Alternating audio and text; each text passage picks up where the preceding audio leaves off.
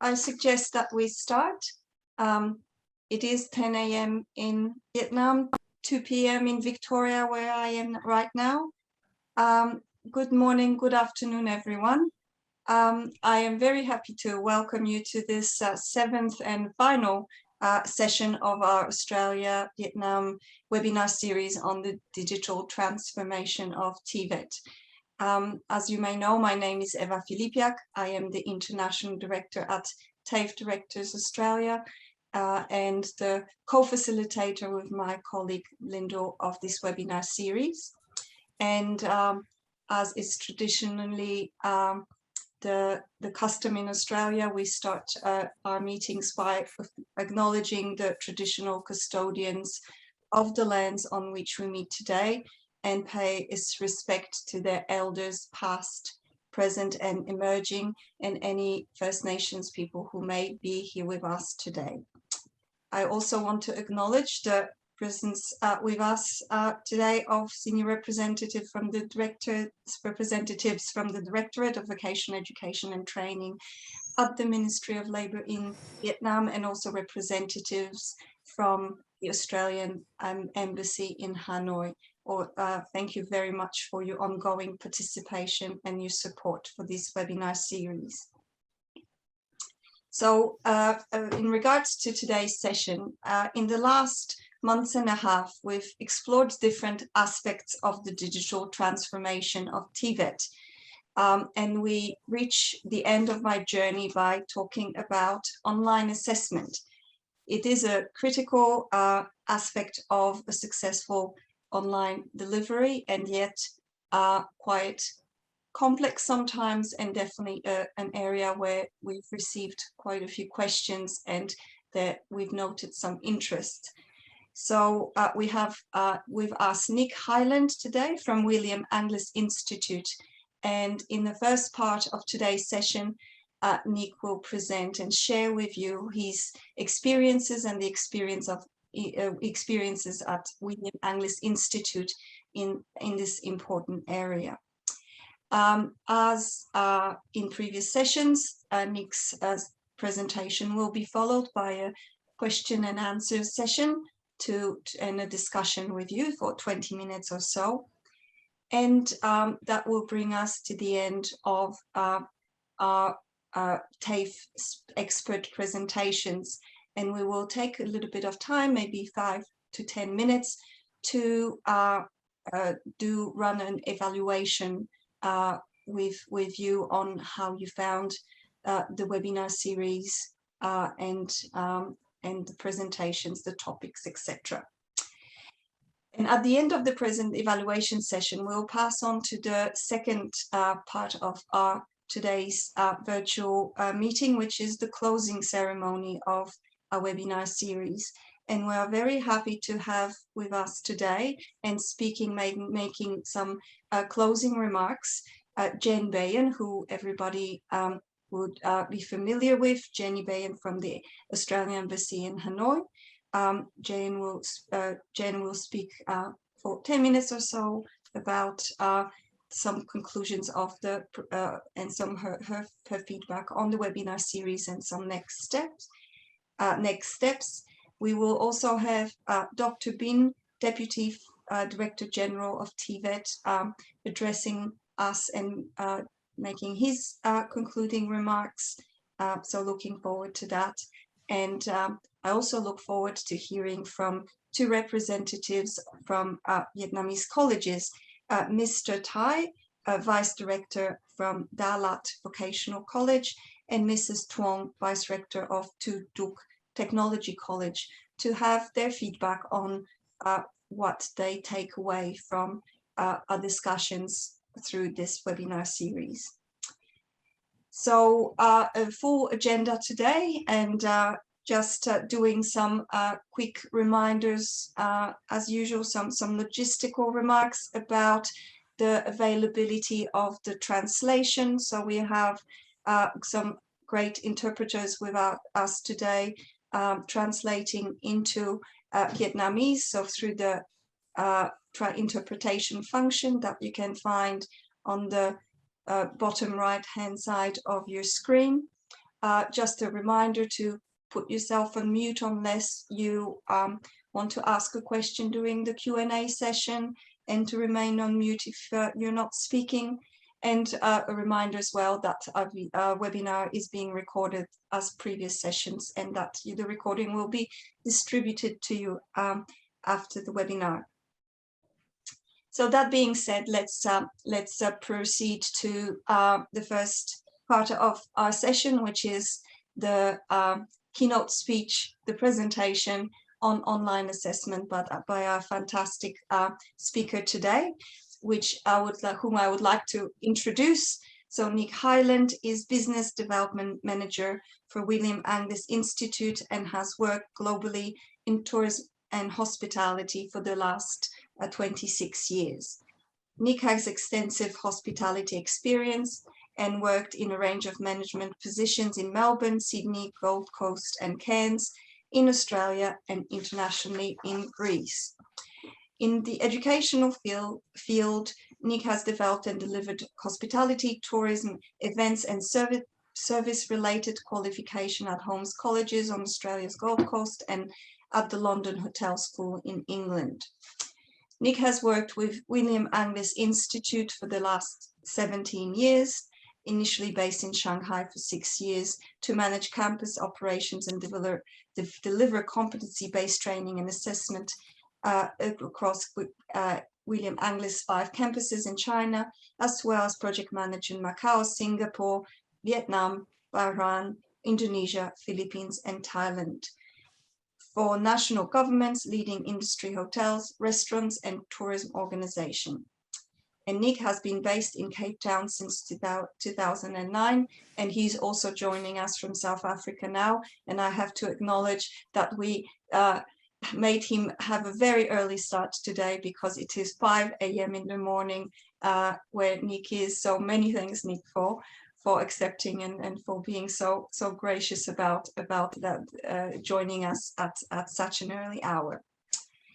So a lot of expertise and a great and international experience that we look forward to hearing from. And without further ado, I'll pass the floor to Nick, and also some maybe introduction to William Angliss to start off with.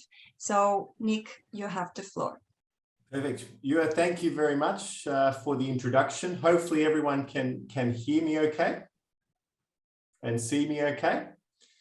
So what I'll do this morning is we'll have roughly about 45 minutes for a short presentation. We're not going to have time to cover all the key details, but what we want to do is just to get some food for thought about how we utilize the online presence, hopefully to be able to enhance assessments, but also to think about how we can use online for learning as well. Now, the joy that we have now is that we are all based in different parts of the world.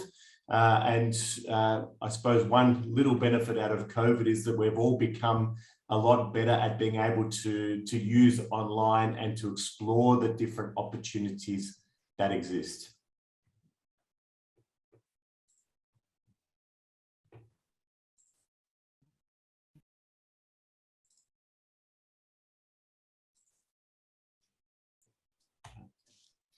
So as we said, today's focus is going to be based around online assessment. So how can we do online assessment when we don't have people physically in a room? And there are lots of different opportunities that we are going to explore today.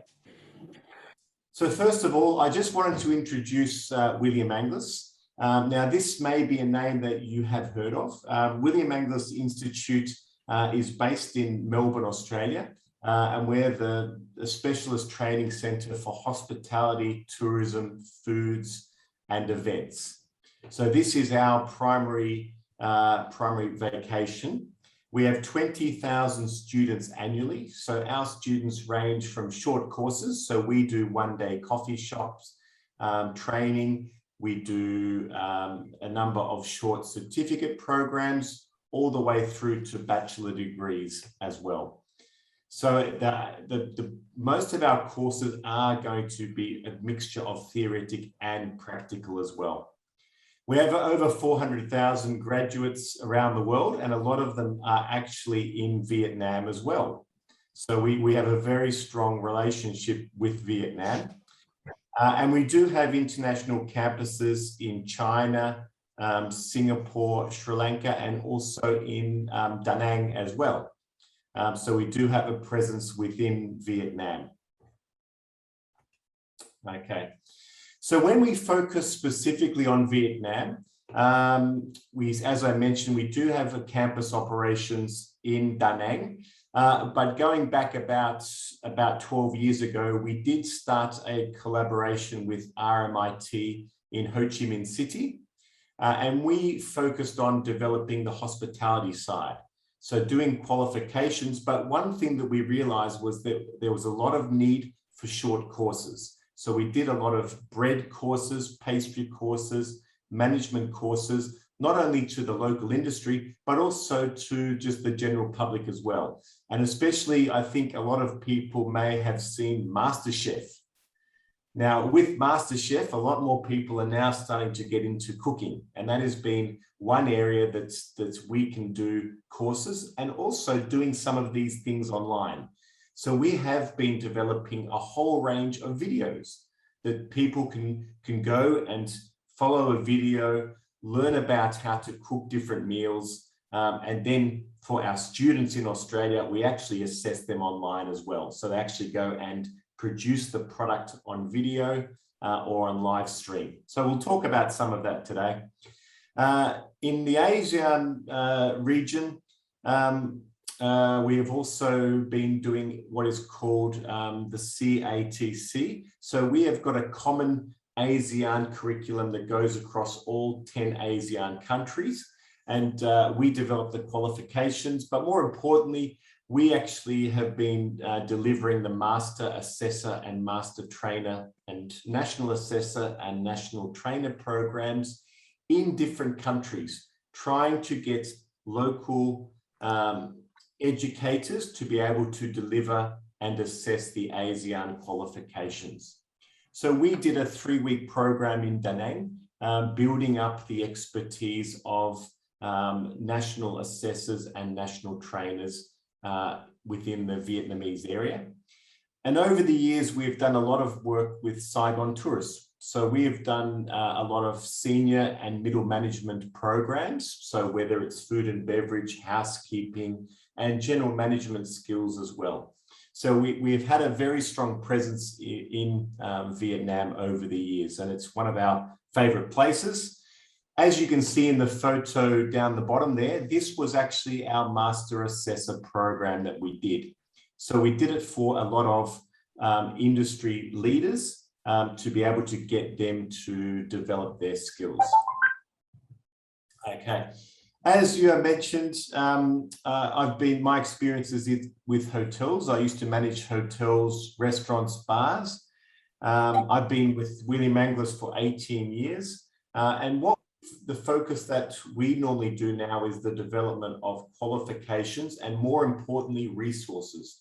So a big priority for William Angliss, like with a lot of local education providers, is to be able to get the resources online. We understand that even though COVID has placed some very big restrictions on us, not only Australia, but most countries, we can now see the opportunity to be able to do blended learning and assessment. So to do face-to-face, but also to improve our online ability to do assessments as well. And this is the exciting part. So this is a bit about what we do. Our background as well is we did a lot of hotel openings and casino openings in Macau. And also we have been very strong in doing training for the Formula One Grand Prix in Singapore. So we don't actually go and teach the drivers, they know how to drive, but we look at the service elements of it instead. Okay. So before we get into the assessment part of things, I just wanted to talk about how the focus of an online strategy, both learning and assessment.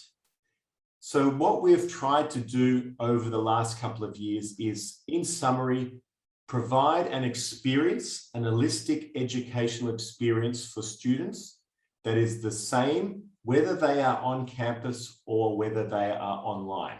Now, this is hard to do and there are some challenges, but we've found a number of different strategies that we do.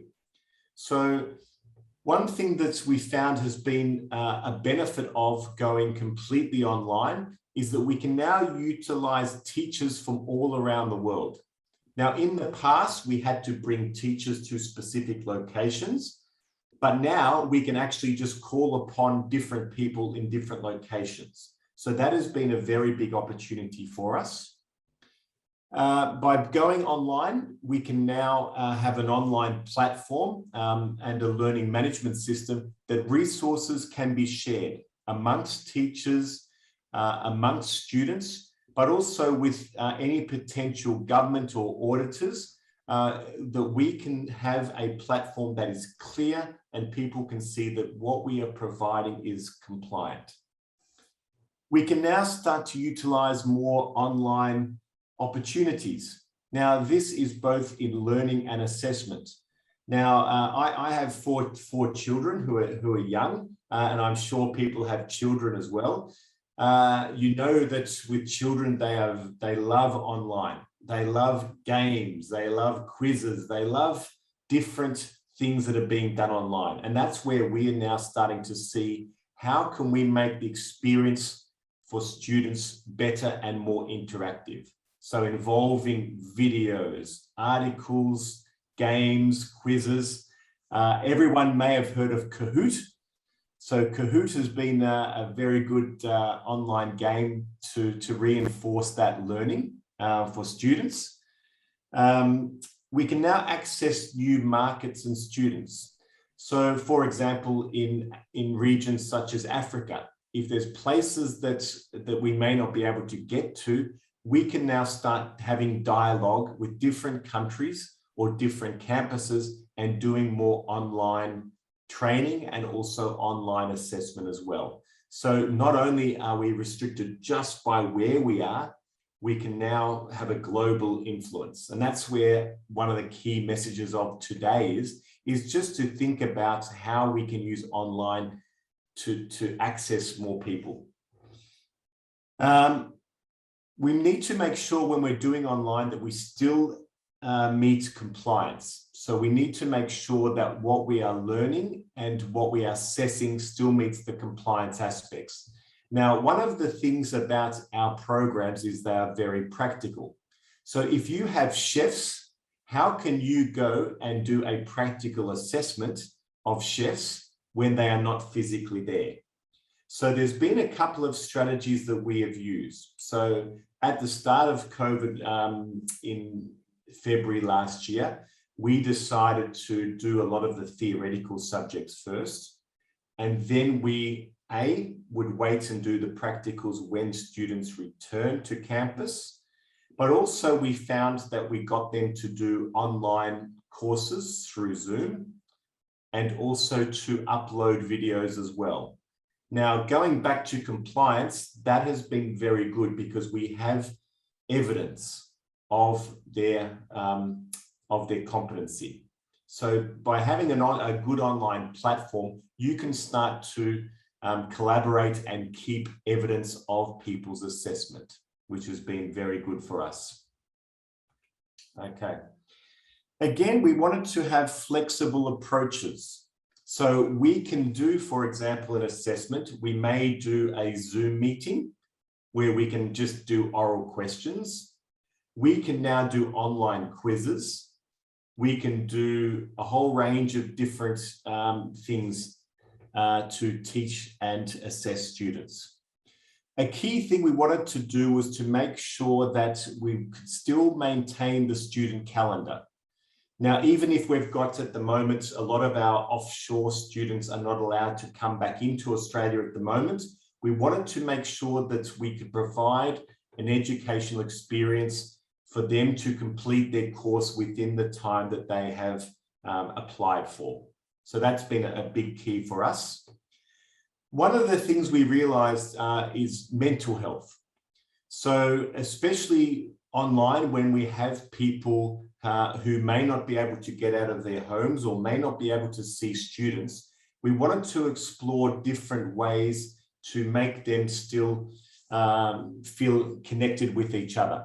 So we do a lot of group activities online. So we go into breakout rooms with Zoom, but also we do a lot of social events. So for our campuses in Singapore, every Friday we have a social afternoon.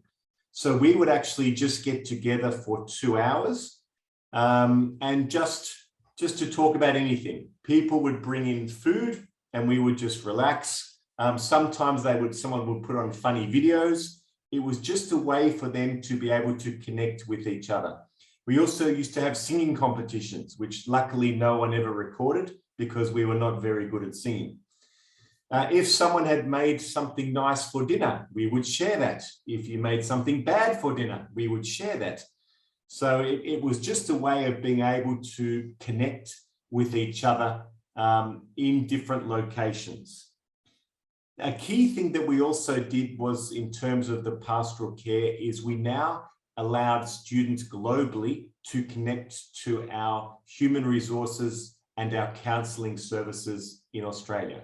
So they could do this online. So it was an instant availability. So it's important just to remember, when we were doing learning and assessment, to try to keep that group interaction as much as possible.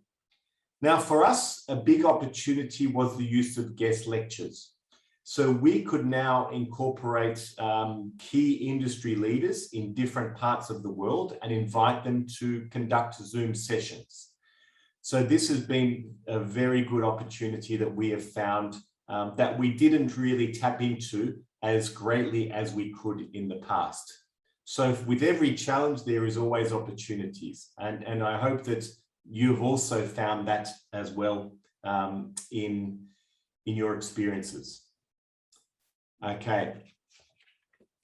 So if we keep going, the current status of our campuses, as we said, our campuses are still going as per normal. Yes, there are some practical components that students need to consider. But we are quite happy at the moment, because in Australia, the students have only recently come back into class. So we don't have too much catch up to do. So we haven't greatly impacted on the student experience. We have been doing online, not only just for our students, but for industry since February 2020. And as we said, we are still doing practical classes depending on the COVID guidelines of the countries. And every country will have different systems about how that is going. Okay. Now for us, the key online technologies, yes, I'll get into the assessment in a couple of minutes, but we have now have an online orientation for students. We have online services. So if it's human resources or other student services that they need, this can be done online. We now have an online library where students can access websites, articles, books, videos. We have a communication portal that's online, so we can send messages instantaneously to students. And also we have what is called an LMS. So every subject that we do is now online. Now, the big thing for this is students can go into a subject, they can download all the resources, all the assessments, all the PowerPoints in one spot. That has been a big advantage for us. So we don't need to actually go and print resources anymore. It's available online and we can update them and reload the updated version very, very quickly. So if there's new things or new activities or new scenarios, they can be uploaded. Now, I want to just show you this picture. In the last 2 months, this is an online class that we did. We did a national trainer and a national assessor program for ASEAN. Now, what I like about this photo is that we did a program for 2 sets of programs for 3 weeks. Now, you can see here in the left-hand side, we actually had 15 people located in a physical classroom. We had students in different parts of Cambodia and the world online as well. We also delivered this program in English, but also we needed to remember that we had an audience that was Cambodian. So we actually did some translation in Khmer as well. So I like this photo because it shows that you can do learning and assessment in a range of different things, range of different options. So the key for us is when we did learning and assessment, the people in the group could break out into physical groups. The online people could go and break into breakout rooms to do discussions as well. Okay. So when we go and have a look at the assessment strategies, okay, so what are the different assessment strategies that can be used? Now, a big one for us is the use of online portfolios. So what we do is we ask students to go and do things, to complete documents or projects, and then to upload them into our LMS system. Now, the big one for us, we can see there is online research in the top line. One of the big focuses that we now do as an institute is we are trying to get more student-centered learning. We want them to do the learning as opposed to the traditional chalk and talk, where we just give them the information. So we ask them to go and do a lot of research activities. So to research current scenarios or do internet research, and then they will go and upload their information onto our platform, and they also will then present it to the class. Now, we do this in individuals, but also in groups as well. So this has been a very important online assessment strategy for us. So as we said, they will do the research, they will submit the assessments directly into our portal, and then they will go and present their findings via Zoom. Okay. The next one has been the online written questions. So we do quizzes. So students will actually log into Zoom. Now, a big consideration for us is what is called authenticity. So under assessment rules and conditions, we need to make sure that the right person is doing the assessment, that we haven't got someone's friend doing the assessment for them. So as much as we can, we try to get students to come into class to do a written test. But if they do it on Zoom, we will set the start and finish times. We will get a password delivered to the student. They will do the test online, but we ask them to leave the cameras on. And also, if we find that they do not understand the question, they are able to ask us directly their concerns, and we can go into a breakout room and orally ask the question to them. So a benefit of doing online quizzes is that quite often they are immediate results. Students can see straight away what they're getting. As we mentioned, even the use of quizzes such as Kahoot is a good thing. So at the end of every week, we may even set up some revision quizzes as well. So this is, and also incorporating quizzes with games. So in Singapore, for example, when students do the online quizzes, the reward is going to be Toblerone chocolate. Now, I'm not sure if people like chocolate, but we found that with students, chocolate was a very good incentive. So being able to make these things a bit more fun. Okay. So when we go into the assessment strategies of online questioning, so again, we can ask them online.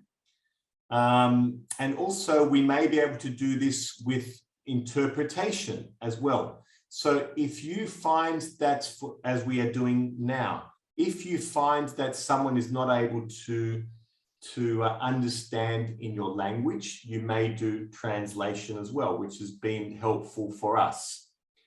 As you can see in the photo, I am based in Cape Town. This was one of my Singaporean students. So they would do the written questions and then we would do oral questions. So the written questions were more knowledge-based. Oral questions we used to find out more understanding. So written questions we would have is, for example, name 3 ingredients in a particular noodle soup or a pho soup. We may go on and do online and get them to explain to me how it's made, what would be condiments, why you do things a certain way. So as we said so far, with online portfolios, we get them to do research and upload it and deliver it. Written questions is for knowledge, so trying to get the understanding. And then oral questions we use for some of that background information. Okay. Then the last one, as well as we mentioned, is online practical demonstrations.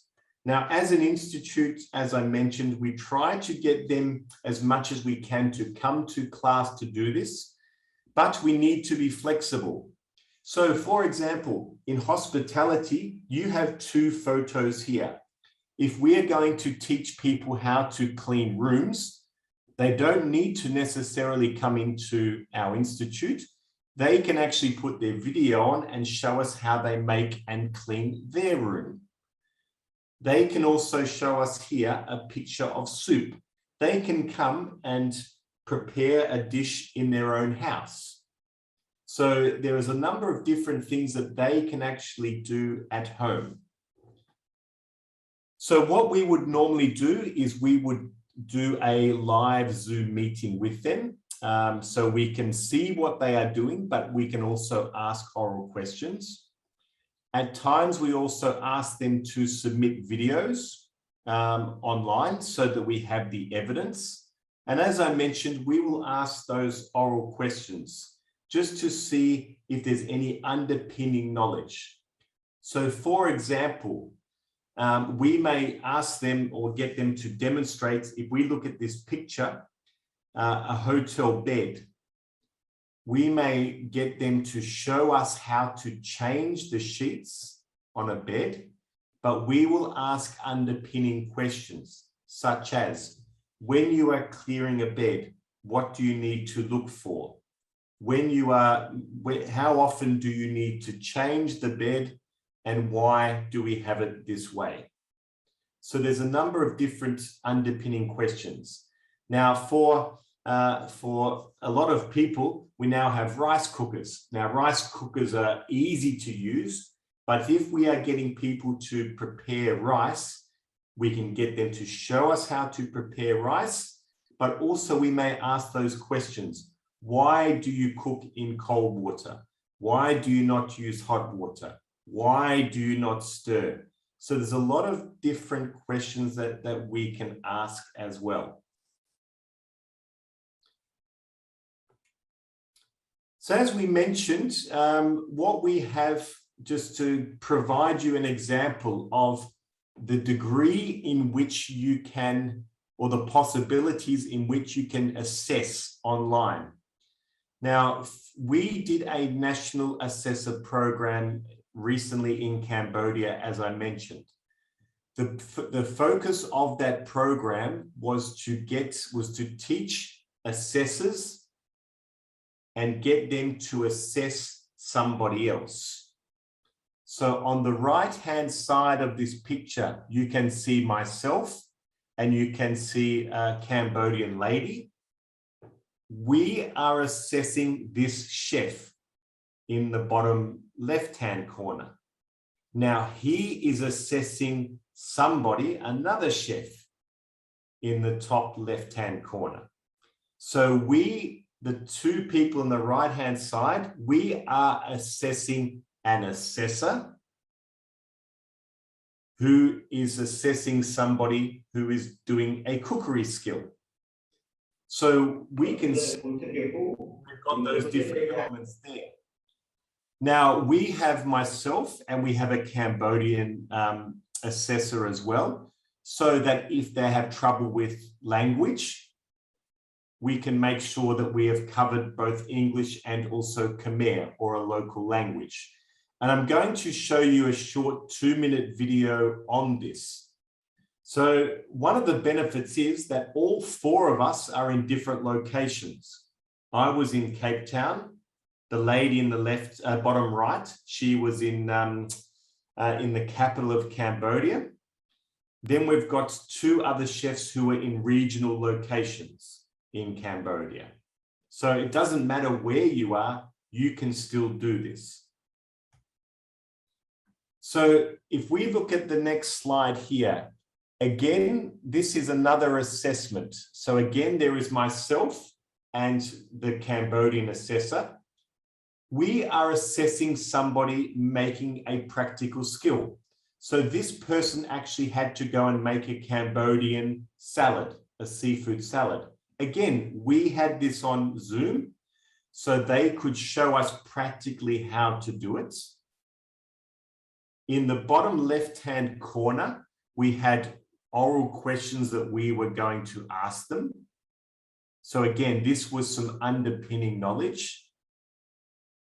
And on the right-hand side down the bottom, we can see myself, the Cambodian assessor, and then we can see a lady and a gentleman.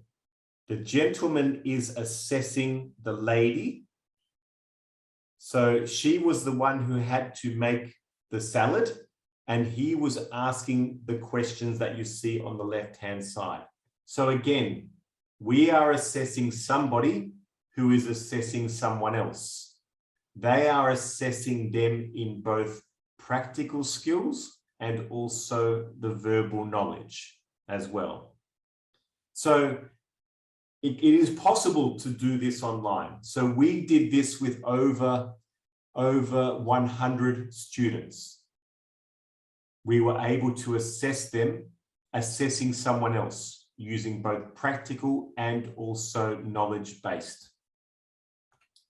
So just to show you a short 2-minute video of how that works. So it is in English, so I do apologize if it's hard to understand, but you can see in the video how this works.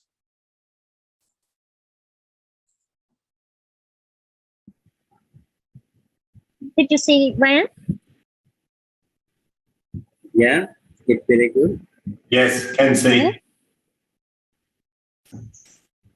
Okay. What is you want me to show? Is slide of vegetable, right? Yeah, to slide vegetable for vermicelli salad. So how to slide for your styles?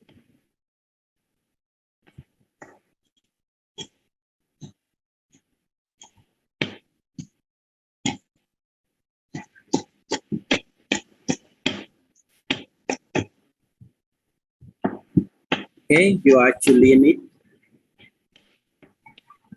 And yeah, for bell pepper, it's very good slide. And what is vermicelli salad? The main ingredient of vermicelli salad we do have? Okay, the main ingredient that we would need to make salad, we have the shallot, Yeah. garlic, Yeah. chili, peanut, Yeah. sugar, and fish sauce. Yeah. So for the vermicelli salad, could you show me the vermicelli? Yeah. Yeah. Okay. It's my lectures. Yeah. Okay. Very good. So you do it well done for Julian the vegetable. Could you go to the back place? And Okay, so as you can see, it is possible to assess somebody assessing in different languages in different countries.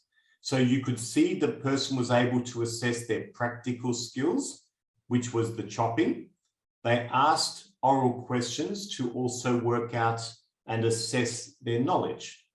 So that has been something that we try to not only do for this ASEAN program, we do with students, but also we are starting to do with a lot of our industry contacts as well. So we have been doing training programs for hotels. So this is also a big opportunity, is that you can do this and your market is global. Okay. So what are some other online assessment strategies? As we mentioned, the key ones were going to be the portfolio, the written questions, the oral questions, and the practical. But these are some other things that we do.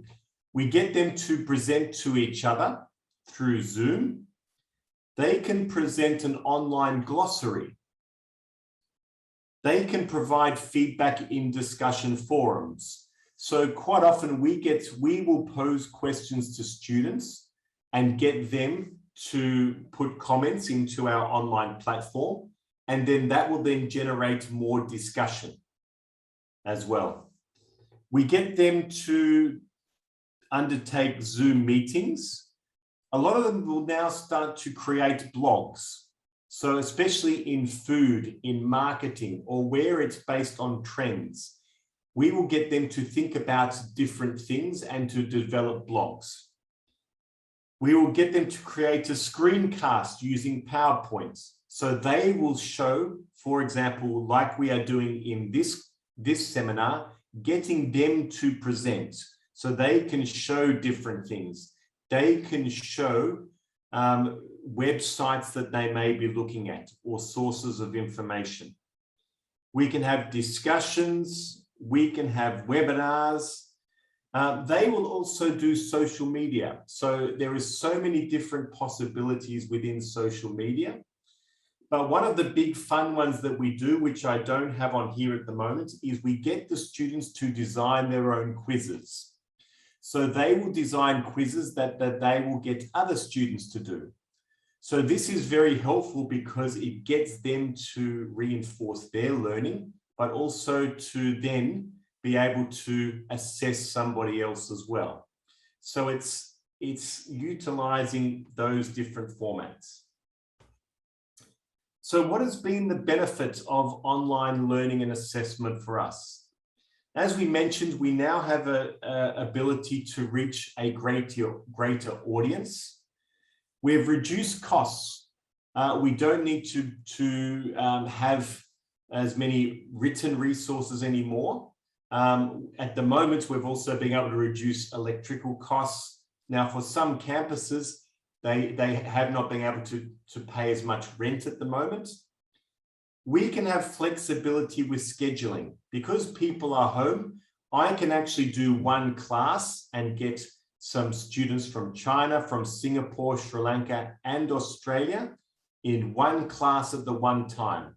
Like with us today, we are all in different time zones, but we can do one class and involve everybody. We tried to make it as fun as possible. Now, I know that you've done the online learning seminars, but we use a lot of simulated hotels, simulated restaurants, where people can actually go in and explore different bars and different restaurants and different kitchens and hotels. And they can maneuver around and do a 360 view. So we can then start to assess them based on this. It's less stress on the infrastructure of our organization. we now use a lot more online resources. All our resources are in a PDF format. We also have an ebook, so students can download a PDF learning training manual, but they can also have an ebook. So on their phones, they can just access an ebook, and when they're on the train, they can actually just read the book. So it's like Kindle. And those activities are also on the phone. So we did extensive sandbox activities with students, thinking of the best way to improve the user experience, because students like to use their phones to do things. So we're trying to think of new and creative ways. We're lowering our environmental footprint. As I mentioned, we don't need to print resources anymore, which has been a very big help for us. Okay. Now, as we said, when we're now doing online, yes, everything is not rosy. There's always going to be some problems. So I just want to spend a couple of minutes and talk about the key problems or challenges that we may have and how we have come to find solutions around this. As we said, peer-to-peer interaction, getting students to talk to other students, especially in an online platform. We have got them to do regular classes in Zoom. We do a lot more group work. So we get them to get into breakout rooms to do assignments and learning together. The IT capacity of students and staff. So one of the big challenges we had was when we went completely online was we needed to do some orientation training for both teachers and students in how to use the online platform. So how to find resources, how to upload assignments, and for teachers, how to prepare assessments, how to mark those assessments. So it did involve a number of orientation sessions and having procedures, so it enables everyone to understand how to use the online platform. As we mentioned with assessments, a big concern is making sure the assessment is authentic, that we have the right student doing the assessment. So as we mentioned, we do a lot of live assessments, and especially where we have cameras on and we have the ability to ask oral questions as well. So we can then deem that this person has the competency in the topic they are being assessed in. Access to stable IT. Now, for example, when we're doing the programs in Sri Lanka and even in Cambodia, those locations may not have stable internet. So what we try to do, such as with this webinar today, they are recorded. So if students are unable to access the live version, they can go and stream a recorded version or download a recorded version as well. Now, the benefit of this is that we now have a database of videos that we use as an additional reference for students. So if they can't understand the topic straight away, they can go back and watch the video at their own pace. So this has been very good for us. But also a key benefit is if you have a new teacher, they can go and see the recorded version, and that may help them when they do their delivery. But also it ensures that we have consistency in the learning and assessment experience. The next one is the ability to conduct assessments. Okay, so if we find that they cannot come to class, yes, as we mentioned before, they can do the practical in their own home. But in countries such as Timor-Leste, we are getting industry people to do assessments. Now, they can't come to the capital, but they will then go and do their assessments in local hotels or local restaurants that they stream. So it means that you don't need to bring everyone to a fully equipped kitchen or a fully equipped hotel. We utilize local partners to do the assessments there. As we said, the mental support is a big one. So by having those weekly informal chats, weekly informal groups, having online support sessions. So if we could also see that individual students were struggling, we would actually go and just have an individual meeting with them, probably once every 2 or 3 weeks, just to see their progress and to see if we can help them with their learning and assessment as well. And then the last one is the maintaining of the teaching calendar. Again, as much as we can, we've tried to keep the teaching schedule as uninterrupted as possible during the last 2 years. But we need to be flexible, especially in terms of that practical delivery. Okay. The last main slide I want to show is this one here, is looking at industry learning and assessment. Now, being online has opened up a great opportunity for different educational providers. We can now get students in different locations, but for us, we can start to do a lot more industry training and assessment. We don't need to go to the countries. We can use our online strategies. So what we do is we now link with educational providers to gain qualifications. So we can now start to do qualifications in different places. We can use a combination of William Angliss trainers, but also we can start to use those localized trainers. And as we mentioned, using guest speakers. And those guest speakers can do it in their native language. We found that with COVID and a lot of the restaurants and hotels have been closed, it has been a perfect time for us to do training. So if we've found a lot of different restaurants have been looking for things for their staffs to do. So this has been a perfect time for them to do online courses or online assessment as well. So for us to be able to provide a certificate qualification to a student or to a staff member in Vietnam whilst the restaurant is closed down. So doing it remotely. We now do what is called recognition of prior learning. So like we saw before in the short video, if people have the skills, we can go and assess them. We don't need to just do learning. We can do straight assessment and provide them with a qualification. So if you've got a restaurant that has a lot of skilled people, we can go and do online assessment to provide them with a certificate 1 or a certificate 2 in hospitality quite quickly at a low cost by them being in their location as well. Now, I mentioned the word grilled. Now, in the bottom left-hand side of the picture here, we have a chain which is called Grilled in Australia, which is a hamburger chain.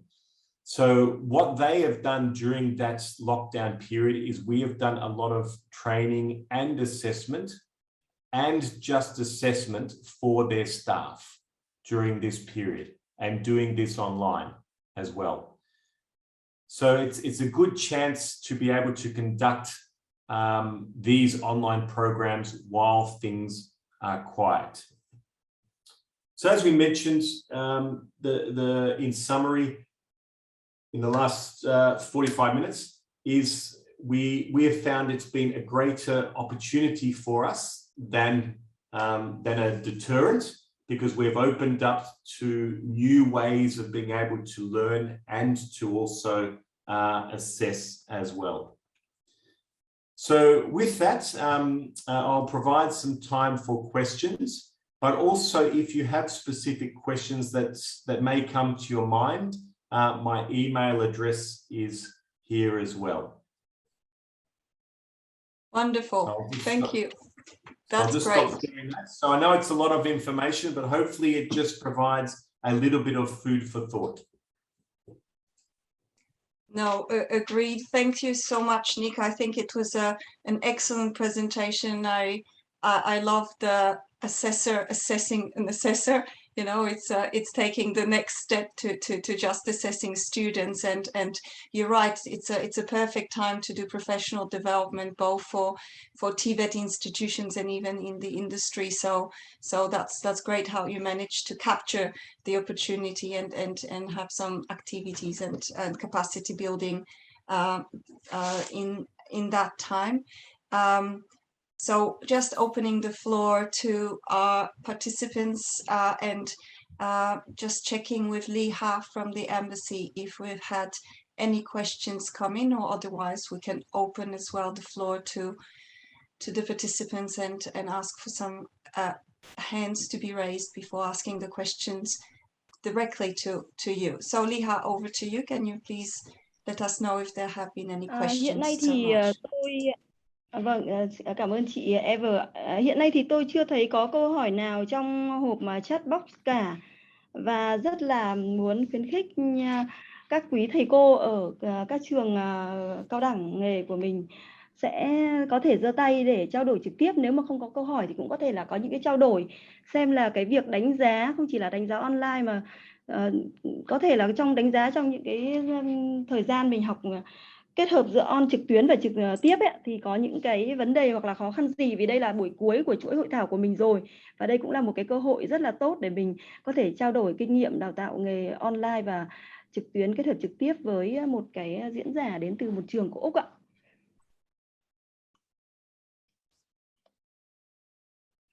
À đây tôi có thấy có một câu hỏi ở trong hộp chat, tôi xin đọc lên ạ. Câu hỏi đến từ chị Đỗ Thị Trúc Lan ạ. Câu hỏi như sau. Rất cảm ơn về nội dung chia sẻ rất hữu ích đối với tôi. Đặc biệt ông đã đưa ra các cách thức cũng như hướng xử lý các thách thức đó. Tôi có một nội dung mong muốn được ông chia sẻ thêm. Nội dung đấy là qua kinh nghiệm tổ chức đánh giá trực tuyến, ông có những khuyến nghị nào cần lưu ý dành cho giáo viên hoặc là đánh giá viên các cơ sở đào tạo khi đánh giá để đảm bảo đánh giá đúng và đủ về kiến thức và kỹ năng người học. Ví dụ như là giáo viên cần được tập huấn như thế nào?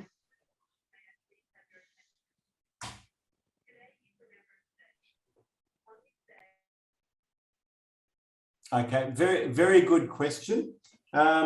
When we're doing assessments, there's a number of different conditions of assessment that we need to follow.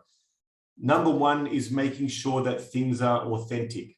And as I mentioned, on an online platform, we want to make sure that we've got the right student. We don't want their friends coming in and doing their assessment on their behalf.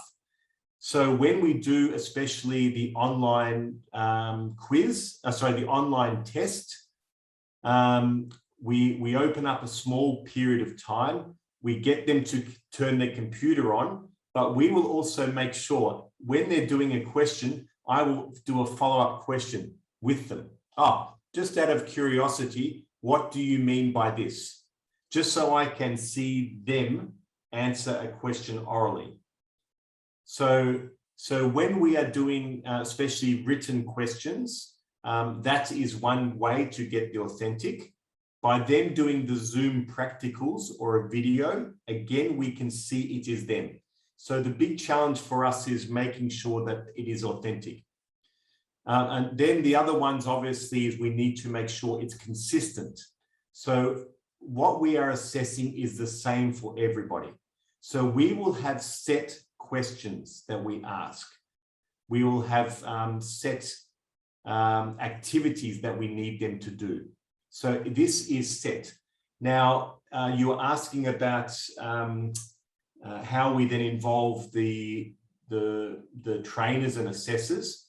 As an institute, our team will actually provide those resources to the teachers. So we actually have, as much as possible, set assessments, because this goes through an audit process. So we can't just have people just making up their own assessment questions. It needs to be set and it's the same for everybody. So we will then go and do a short seminar with the teachers explaining what the assessments are in the learning system, how they can access it, how they mark it.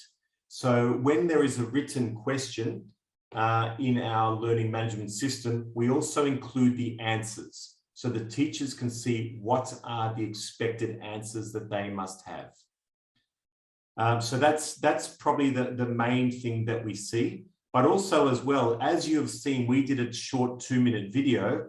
We record the assessments of students. Because we need it for compliance, but also we can actually go and show other teachers how it's done. So for example, yesterday I did a 1-hour session with a new teacher that is starting in China on next week. So I was able to go and show that teacher through a video how it's done there. So we do orientation sessions with them. We explain what the assessments are or what the learning resources are and how to do it. Now with learning as well, we also include a number of different activities that teachers may choose. So assessment may be consistent and the assessment may be set, but in non-graded assessments, such as just general activities, we can then allow the teachers to develop their own ones. So you may have one teacher in Singapore who's looking at food trends in Singapore or bar trends. So they will maybe go and prepare a video or a quiz or an activity, and we can go and collate all these. So if we have one subject in our online platform, such as bar, how to operate a bar, we have the assessment, but all different teachers around the world will add different activities. So it's a bit like a menu or a library. As another teacher can go and see what the others have done, and if they like one of those activities, we share it. So it's just it's a database of different activities of different knowledge, but that they can use for learning. But for assessment, it's a bit more stringent and it's more set for those compliance purposes. I hope that helped answer your question. Yes, I found it very clear. So hopefully that was good. And I have seen a few more questions come. So I'll pass on to Liha to ask the question, please. Yes. Câu hỏi tiếp theo đến từ anh Hùng, trường Cao đẳng Du lịch Huế ạ. Anh Hùng rất là quan tâm đến cái bộ công cụ du lịch ASEAN, và câu hỏi của anh là liệu bộ công cụ du lịch ASEAN có tiếp tục được triển khai không? Có tiếp tục được triển khai ở Việt Nam không? Tôi đoán là như thế, và mong muốn là thầy Nick sẽ chia sẻ thêm về cách đánh giá, cách giám sát kỹ năng nghề thực hành. Cách giám sát các kỹ năng nghề thực hành chắc là trong quá trình đánh giá để đảm bảo công bằng. Xin cảm ơn ạ. Okay, good question. Now I just want to spend one minute talking about the ASEAN toolbox, if you don't mind. So we understand that every country has their own qualification system. So in Australia, we have what is called the AQF, the Australian Qualifications Framework, where we have a range of qualifications and then we have a range of subjects or units of competency. And every country has theirs as well.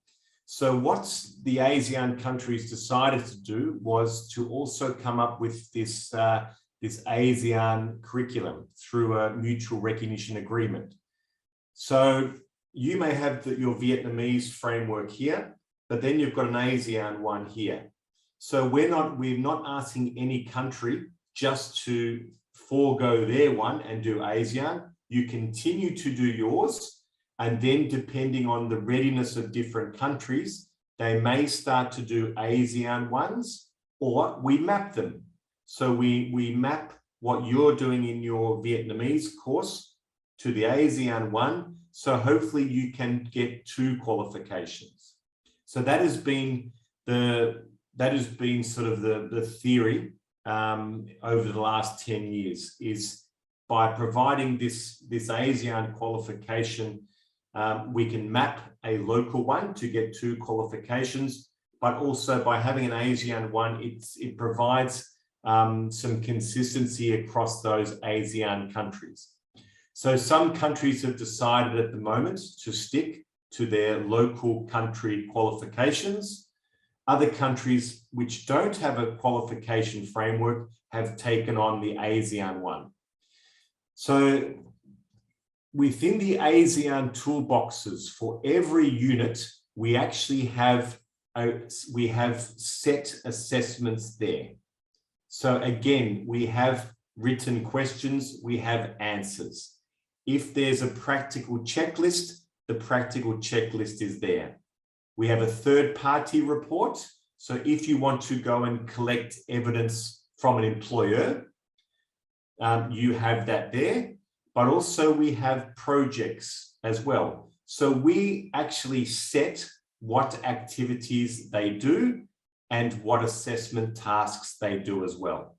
So again, you can keep your own country's framework. You can utilize the ASEAN one, or you can do a mesh of both.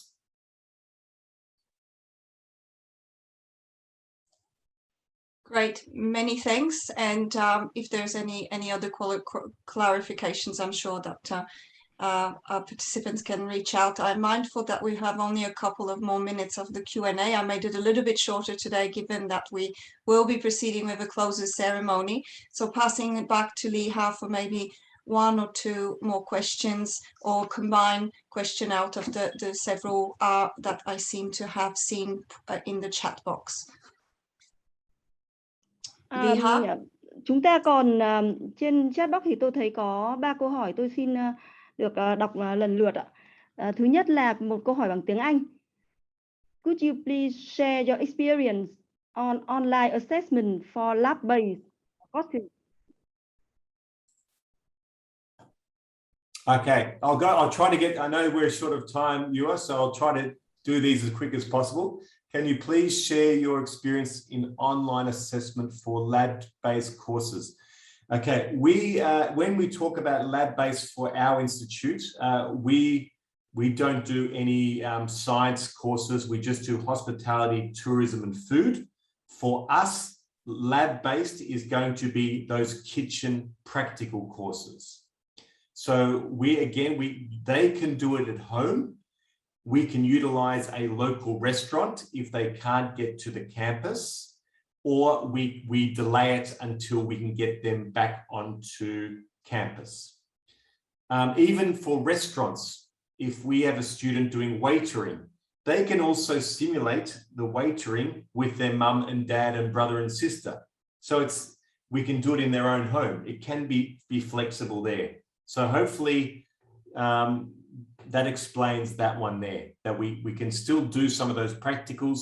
If we can't and it's specific, we just have to wait until they come back to campus. Great, that was short and clear, which is great. We did seem to miss some of the translation maybe, so if Liha could just quickly repeat her previous the previous question she was putting forward. Còn mình còn 2 câu hỏi nữa, tuy nhiên thì tôi sẽ ưu tiên đọc một cái câu hỏi mang tính rất là chung trước, còn cái câu hỏi thứ hai thì khá là cụ thể, thì để xem mình còn thời gian không thì mình sẽ hỏi câu thứ hai ạ. Câu hỏi sau đây ạ. Ông cho biết ưu nhược điểm của việc đánh giá trực tuyến. Xin ông cho biết ưu nhược điểm của việc đánh giá trực tuyến. Và phần 2 của câu hỏi là tất cả các nghề có thể được đánh giá trực tuyến được không? Và nếu không thể đánh giá trực tuyến thì tổ chức đánh giá sinh viên như thế nào khi đã kết thúc học phần hay khóa học? Okay, the strengths, I suppose the strengths for us is that when we look at assessment, that it can be done online. So for a written question, students can go and do online questions immediately. And if it's set up correctly, it is self-assessing. So if you have a multiple choice, if you have 30 multiple choice questions, they will get an instantaneous response. So that has been a benefit that we've had. Another benefit is we now have recordings. So we now have those compliance. So if a student does something, we've got video evidence of it. If they do the quiz, it's on there. So for compliance and obviously every institute gets audited, from an auditory point of view, it is clear. You can see what's there and they can get evidence. And from an institute, we are confident we've got evidence for students. Now, a weakness for us is probably going to be the practicals. If someone does a practical online, there are elements that we may miss. We can't see them stirring a pot. We can't maybe get the smells, you know, the taste. So if they make a curry, we don't know if it's too hot or too cold, if there's element of burntness in it. So there's those things that we can't check. So if it's something that's serious, if it's something that's quite specific and technical, we wait for them to come back on campus. And that's what's happening in the last couple of weeks. Students are now coming back. We're not doing any theory classes. We're just getting through practical classes at the moment for those specific things. So that's the main strength and weakness. Yes, you can do any qualification online. So again, you may focus on the theoretical aspects that you can do online. And if there are some practical parts, you can do some, or you may need to wait. So I can only give the advice on what we are doing for hospitality, tourism, and foods. If you're doing nuclear reactor management, you probably don't want people dealing with nuclear power in their own house. So those sorts of courses, you may want to wait until they're back in a safe location or science-based. Great, many thanks. And we just had a quick exchange with the embassy in Hanoi. It's so good to see questions and answers in such an important time that we decided to squeeze in that one last question and just try to shorten, for example, the evaluation. So Liha, if you could ask the last question, and many thanks for the great and many questions that you've been putting forward.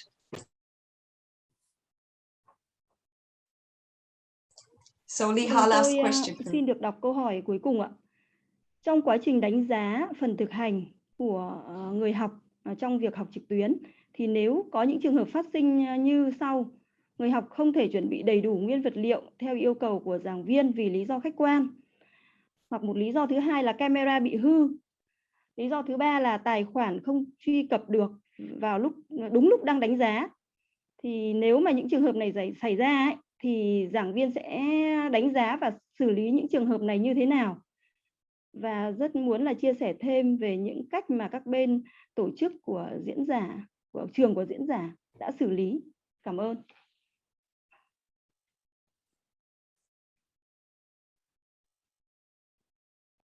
Okay, thank you. Very good question. As we said, we will look at we will have set assessments that students need to do. So whether they do it online or they do it in a classroom, they may have 4 things they need to do, for example. Now, we look at each one of those and work out how many of those can they do in their own house, for example, or or do online. So, for example, they might be able to do a soup at home, but they may not be able to make a pizza or a more high-tech production if they don't have that equipment. So out of the 4, we may say, okay, we're going to do number 1 and number 2 at home. Number 3 will wait until students come back. For example, we have what is called sous vide. Sous vide is a cooking method where you have meat in a plastic bag and you put it into a specialized machine. Gordon Ramsay uses it a lot. So it's a cooking method. Now, people don't have this machine at home.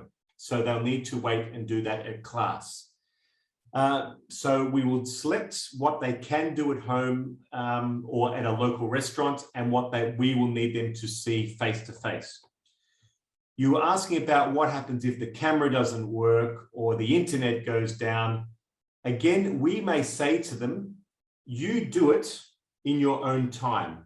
You record it and then you upload that video into our system. So that then takes the pressure off them. They can actually say, okay, I'm going to do preparation time. And then they will go and get their friend to record it, or they will record it themselves, and then they upload it as well. We can still see it's them. There's less pressure on them to be able to worry about, is the Wi-Fi going to go down? So we get them to do that recording if we can't do it. And this has happened quite a bit, especially when we were doing like with Cambodia and different countries, Sri Lanka, these things happen. So if they can record it and upload it, or just record it and bring it to the teacher when they come back to class. So that's, hopefully that helps answer that question. That's great, and also a reminder that you're welcome to reach out to Nick and ask any follow-up questions after the session. So that's great, and again, many thanks for your questions. I think that's really an important part of every session to have that discussion. So that was great to see that there was so much interest and questions coming from you, and. Well, this will takes us to the end of today's presentation. And Nick, wonderful to have had you early as well. So many thanks for your time and for your very stimulating and exciting presentation, which I'm sure has given lots of ideas to our Vietnamese participants. And it takes us to our evaluation time. So. In the spirit of online interaction, we've prepared an online poll that I will administer now. I'm sure you're familiar with the Zoom poll, so fingers crossed it works. And we initially had 10 minutes, but I think it should be much quicker than that. So let's try to see if we can finalize in maybe 3-4 minutes. And otherwise, we also have Microsoft Forms. You see, I'm learning as well. So last week we were suggested that Microsoft Forms is also a great platform. So we'll try that. So can everybody tell me that they can see the polls? Has that worked? Let's try again. Yep, wonderful. So I encourage you to fill out the poll, the Zoom poll. It is anonymous and it will provide us with some invaluable feedback on what you thought of the webinar series, what you were interested in, how it has helped you, or also if you have any other comments. Unfortunately, Zoom polls have more a single multiple choice function. So please don't hesitate to put any of your comments either in the chat box or in the Microsoft form document that we will be circulating to you after this webinar. So in the meantime, I see that you have already started filling that out, which is wonderful. Nick, I wonder if you're using Zoom polls in your classes as well? We do. As we said, we try to encourage the students as much as possible to develop their own ones. So the one thing they always love is the polls, but also Kahoot. I've always got that Kahoot song in my head. The students love Kahoot. So that has been one of the biggest fun things that they do, is they make their own Kahoot that they need to share with their students. So it reinforces their learning as well. Yes, we got to play Kahoot last week during the student support workshop. That's good, but the key thing is always chocolate. We find when we do the Formula One Grand Prix, we do we have to do sort of 30 questions about the Grand Prix, entrances, exits, etc. And the Toblerone, those little Toblerone chocolates, that's always the prize. So that wakes up everybody very quickly. Unfortunately, Eva and I both got a bit too excited about the Kahoot game. Yeah, it gets quite competitive, Kahoot. So yes, apologies everyone if yes, between Jen and I, we just jumped on Kahoot and overtook everyone in our eagerness, but it was great fun. I don't usually get to have that much fun in my work day, so. And really appreciate your feedback. We see lots of answers coming through, which is great.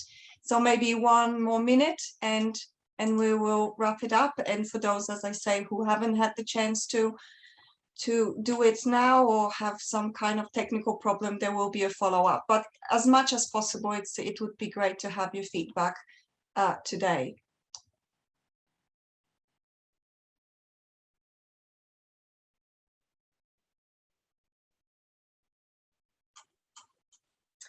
What's the music for Kahoot, Niksha?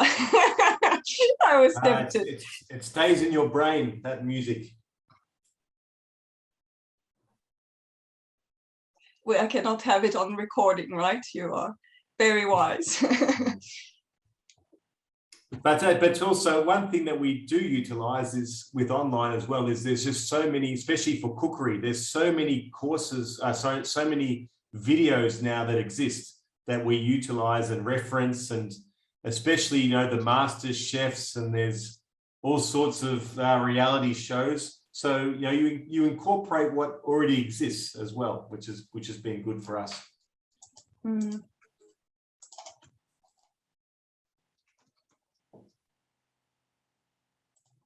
And while we're waiting, a key thing we have started to do in the last year is develop as many videos as possible. So we've done over sort of 150 cookery ones that are now also being used by the Victorian government in a shared platform amongst Australia, amongst Victorian institutes as well. So just developing your own database that, as we said, people can go and view at their own leisure. That's right. Lots of benefits of these more flexible ways of doing things. We're not going to win an Academy Award, but that's okay. All right, so I think we've had already some lots of feedback, which is wonderful. We've had 80 of you, so more than half respond. So 10 more seconds and we'll close off.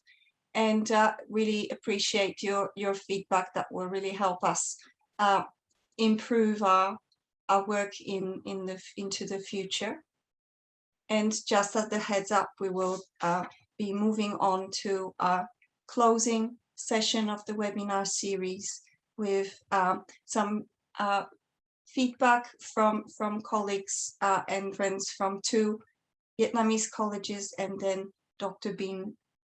Apologies. First, Jen for doing her final remarks, then two representatives of colleges, and then the Deputy Director General from TVET. All right, I will close off the poll. Sorry for those who haven't been able to finish it, but I think we have quite a good idea already of how you found the webinar series. So let's end the call now. And as I just said, I would like to pass the floor now, moving into the final remarks up to Jen Bayan, Counselor Education and Research at the Australian Embassy in Hanoi. Over to you, Jen. Thank you, and hello everyone. It's wonderful to be here. I was speaking at the very first just get my slides up. I was speaking at the very first webinar and now I get to speak at the very last webinar, which I think is an absolute privilege. I'm just going to make some really quick remarks. We decided to cut my remarks down slightly when we had so many questions for Nick.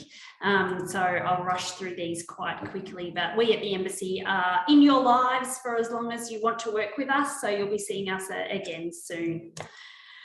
So first of all, I just wanted to reflect on the webinar series itself and just revisit the objectives that we had for the webinar series.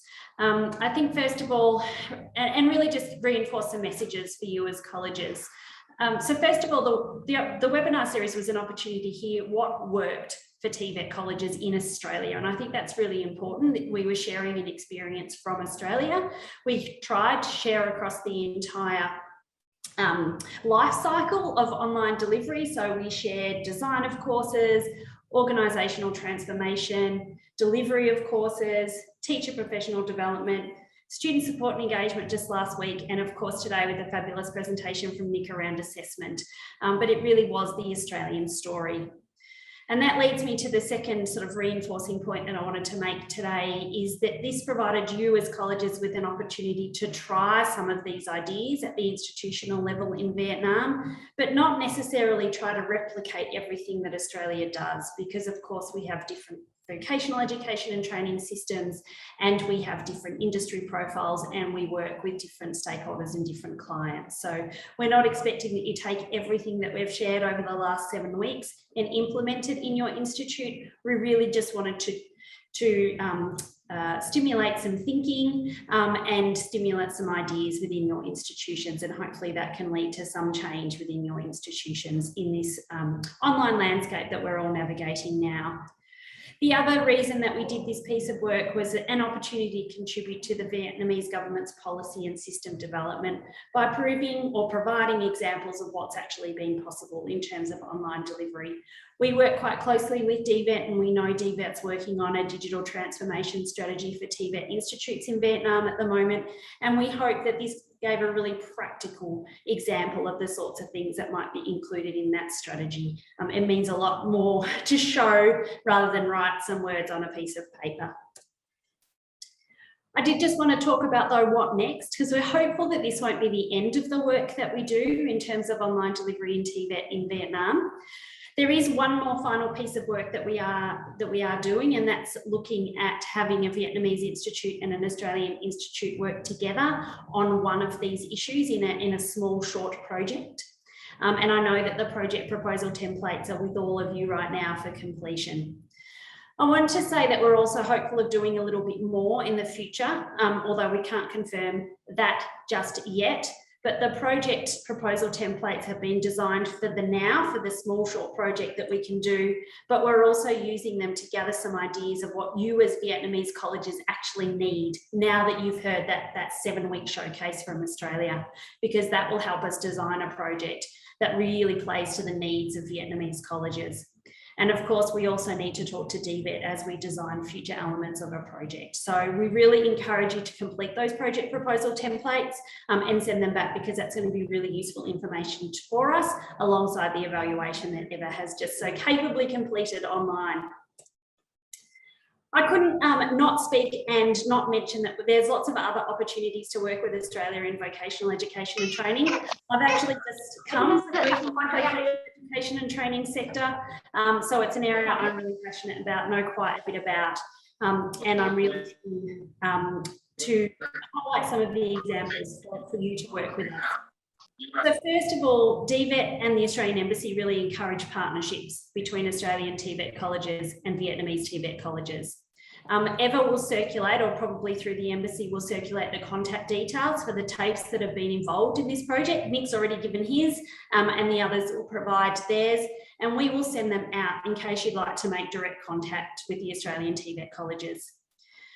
The Australian Embassy has also been a long-time supporter of development of vocational education and training in Vietnam, and we've got a couple of specific policy projects, including our long-standing and quite large Oz for Skills project.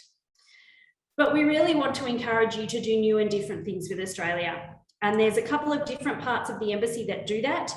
Our education team is one of them through this event over the past 7 weeks, but we also have our colleagues at Austrade, who, if you are looking for a specific partner in Australia, they can help you find that partner. And we do, I think, have someone from Austrade online today. Hong, are you there and just want to talk for a minute or two about the sort of work that Austrade does? Thank you, James. I'm here. Can you hear me well? Yes, I can. Okay, thank you. So may I speak Vietnamese? Because you can, and just say next slide in English when you need me to move on, and just 1 or 2 minutes. Okay, thank you. So very quickly, xin chào quý vị, các bạn. Tên tôi là Hương và tôi phụ trách giáo dục của bên cơ quan thương mại và đầu tư của Australia tại Đại sứ quán Australia. Như cô Jane đã giới thiệu thì ngoài bộ phận của Bộ Giáo dục là của cô Jane và đồng nghiệp của tôi là Lê Hà thì còn có các bộ phận khác, và bên chúng tôi cũng là một bộ phận sẽ hỗ trợ các bạn để kết nối với các trường của Úc. Thì ở trên slide thì chúng tôi tóm tắt rất là nhanh, đó là những cái sáng kiến của chúng tôi cùng làm với lại các đồng nghiệp là Lê Hà và Jane trong những năm vừa qua, đặc biệt là chúng tôi mong muốn để thúc đẩy sự hợp tác giữa các trường dạy nghề của Việt Nam và trường dạy nghề của Úc, và nhiệm vụ chính của chúng tôi đó là kết nối. Đây là một trong số những cái ví dụ mà chúng tôi đã làm, và cái trọng tâm chính đó là làm thế nào để kết nối, tăng cường năng lực cho giáo viên nghề ở Việt Nam thông qua rất nhiều sự kiện, ví dụ như sự kiện về tourism, có nghĩa là du lịch, cũng như là sự kiện về tổ chức các ngành ICT. Gần đây thì chúng tôi có 2 cái sự kiện lớn, đó chính là đào tạo nghề trong bối cảnh công nghiệp 4.0 và cũng như là trong nền kinh tế số hóa của Việt Nam. Xin chuyển sang slide tiếp theo. Jen, can you please move on? Thank you. Might be stuck. I'll just do it manually. Next slide, please. Have you talked through the Study Australia one? Và gần đây thì chúng tôi cũng có từ cái vị thế và chất lượng của ngành dạy nghề của Úc được mọi người biết đến một cách xác đáng hơn, một cách gọi là ở cái mức độ mà hiện nay mọi người vẫn chưa hiểu. Thì chính vì vậy mà chúng tôi hiện nay đang làm ở series TV có tên là Shine with Australia, có nghĩa là tỏa sáng cùng với Australia.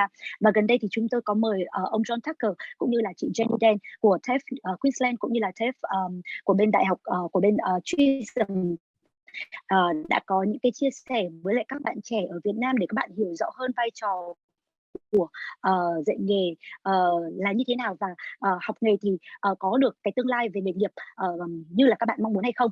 Thế đây cũng là một trong những cái điểm sáng mà chúng tôi đã thực hiện trong năm nay, và tiếp tục thì chúng tôi sẽ làm việc với bên DC là bên Hà và bên chị Jen để tiếp tục đưa những cái sáng kiến về giáo dục dạy nghề cũng như là kết nối các trường ở Việt Nam nếu có nhu cầu với các trường nghề của Úc. Can you move on please to the next sessions, to the next slide? Có lẽ là kỹ thuật sẽ không cho phép chúng tôi, và thời gian thì còn quá ít để tôi có thể trình bày, và tôi xin giới thiệu team giáo dục của cơ quan Austrade gồm có 4 người.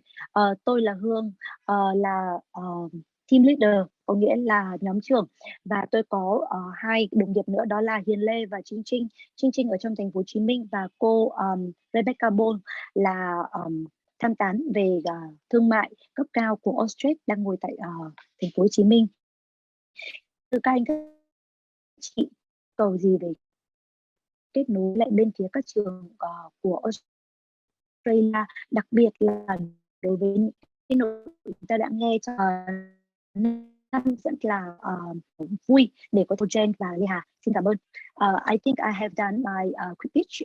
Just simply introduced about our capabilities and the focus on the trainers.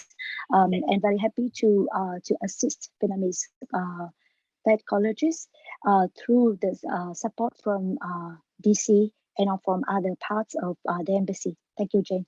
Thank you, Hung. Thank you very much. So please don't hesitate to reach out to any of us at the embassy if you'd like to pursue some individual opportunities.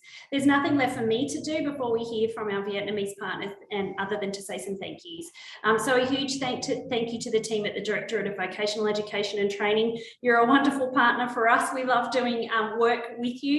Thank you, Dr. Bin, and all of your team for all of the effort that you've put into bringing everyone together every single week, as well as in promoting the project that's one of the next steps of this. We do look forward to doing more work with you in digital transformation of TVET delivery. Huge thank you to TAFE Directors Australia, Eva, Lyndall, and the team that works in the background. It's a team I know incredibly well because I used to work there, and I know how hard they work, and I'm very grateful to you for everything that you've delivered. So thank you very much. A huge thank you to the colleges and institutes of Vietnam who've dialed in every single week and asked some questions that even with my own background, I'm not sure I'd be able to answer. So it's wonderful to engage with you. I look forward to visiting more of you when COVID restrictions allow.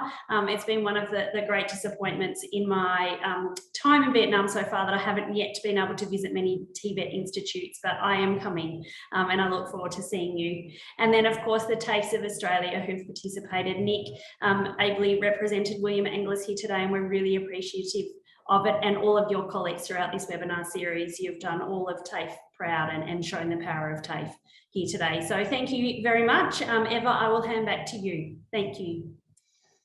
Thank you very much. I appreciate all the effort indeed as well from everyone, and your active participation. And this takes me to our next two speakers, which are representatives of colleges who have so diligently joined our webinar series, and as you said, Jen, asked some very relevant questions. So I would like to pass the floor to Mr. Hai, Vice Rector from Đà Lạt Vocational College, for his some feedback and remarks, maybe around 5 minutes, if that's possible, 5 to 7 minutes.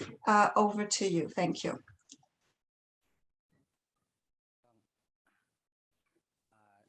Kính thưa tiến sĩ Phạm Vũ Quốc Bình, Phó Tổng cục trưởng Tổng cục Giáo dục nghề nghiệp. Kính thưa các anh chị đại diện cho đại sứ và lãnh sự quán của Úc tại Việt Nam, thưa các diễn giả và quý thầy cô giáo.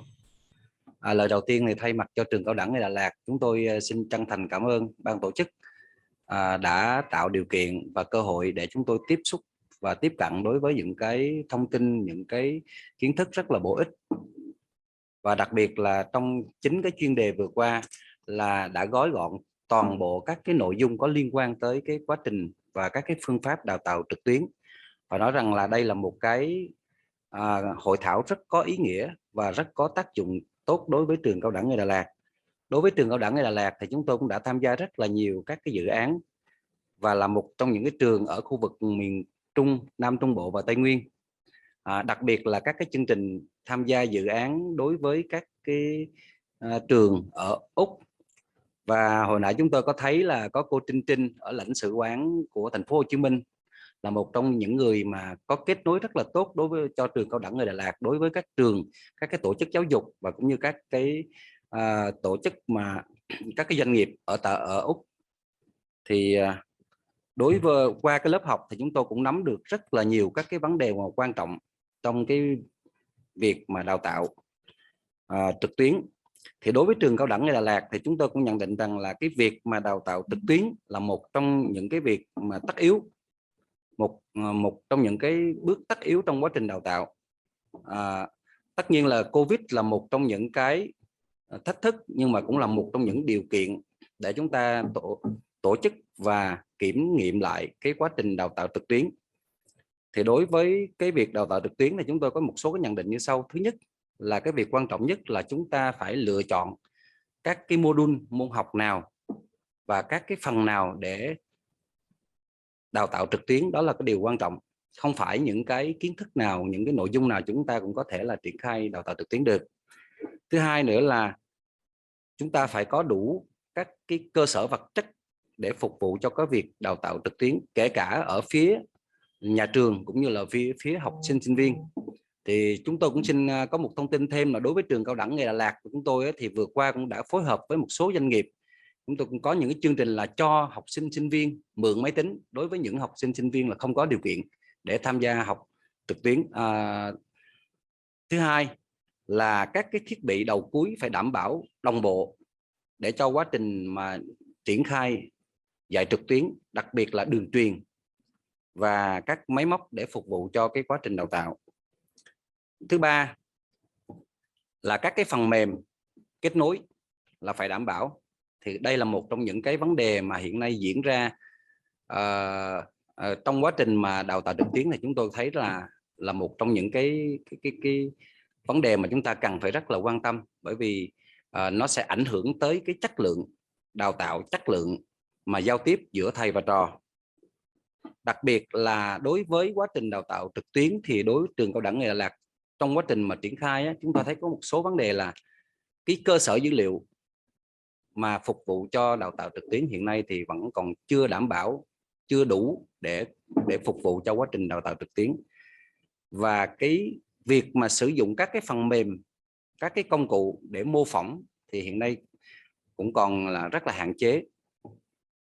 Và một trong những vấn đề cần quan tâm nữa là cái công tác quản lý và cái quá trình đánh giá đào tạo. Thì qua đó thì chúng tôi có một cái số đề xuất là như sau. Một là rất mong là các thầy cô giáo của trường sẽ được tiếp tục tiếp cận với những cái kiến thức, những cái kinh nghiệm của các thầy cô, và đặc biệt là đối với các quốc gia có kinh nghiệm trong quá trình đào tạo, và trong đó có đào tạo trực tuyến. Và thứ hai là về đồng bộ hóa về cơ sở vật chất cũng như là các cái phần mềm để phục vụ cho cái quá trình đào tạo. Trong đó là việc đào tạo cho giáo viên về sử dụng các cái phần mềm mô phỏng, là những cái cơ sở dữ liệu mà hiện đang có thì rất quan trọng, và sự lựa chọn các thông tin và dữ liệu để phục vụ cho quá trình đào tạo. Thứ ba là chúng tôi cũng được mong muốn là có những cái hành lang pháp lý để hỗ trợ cho cái công tác quản lý và đào tạo. Và cuối cùng là có một cái văn hóa của học trực tuyến và đào tạo trực tuyến. Đây là một trong những cái điểm mà chúng tôi cho rằng rất quan trọng. Nó đảm bảo rằng cái quá trình đào tạo trực tuyến của chúng ta diễn ra một cách tốt đẹp và có hiệu quả nhất. Đó là một số cái chia sẻ của trường cao đẳng nghề Đà Lạt. Một lần nữa xin trân trọng cảm ơn ban tổ chức đã tổ chức các hội thảo, các cái chuỗi hội thảo liên quan tới nội dung này, và xin kính chúc các quý vị sức khỏe, hạnh phúc và thành công. Xin trân trọng cảm ơn.